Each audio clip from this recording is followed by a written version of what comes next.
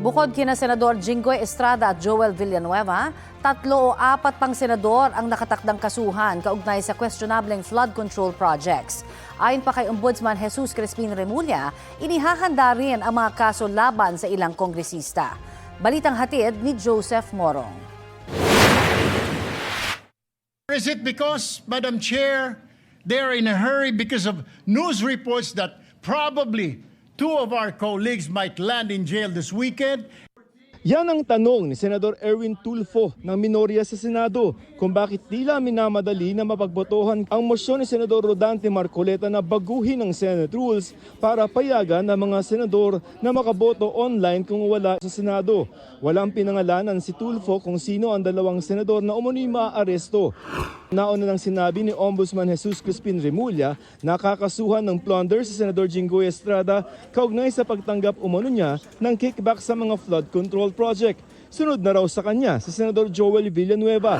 I think there are at least 3 more senators. So, Cheese, Villanueva, Estrada, may 3 pa po. Marcoleta. Barculeta, Tapos meron pang 3 pa. may 3 pa. 3, 4 pa. So, Nakakukulong o hindi makukulong, hindi ko muna sasagutin. Darating tayo dyan.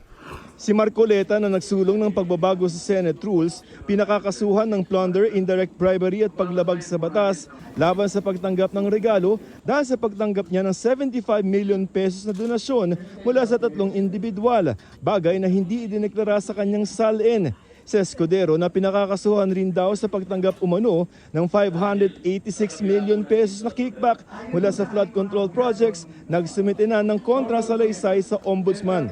Sina Escudero, Estrada, Marcoleta at Villanueva kapwa mga majority senators. Kaya sabi ng kasamahan nila na si Senador Amy Marcos, solid kami.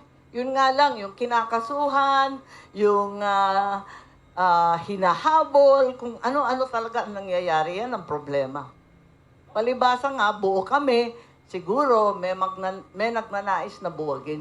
Maraming nagtetext sa amin, taga DOJ, taga OMB, na sinasabi na kaming lahat, yung 13, nagke-case build up na raw. Hindi. Ano yan? Ang trabaho ng ombudsman, lahat eh. ayon kay Remulla, may kakasuhan din silang mga congressman. Nauna nang sinabi ni Remulla na naghahanda na rin sila na sampahan ng reklamong plunder si dating House Speaker Martin Romualdez. Joseph Morong, nagbabalita para sa GMA News.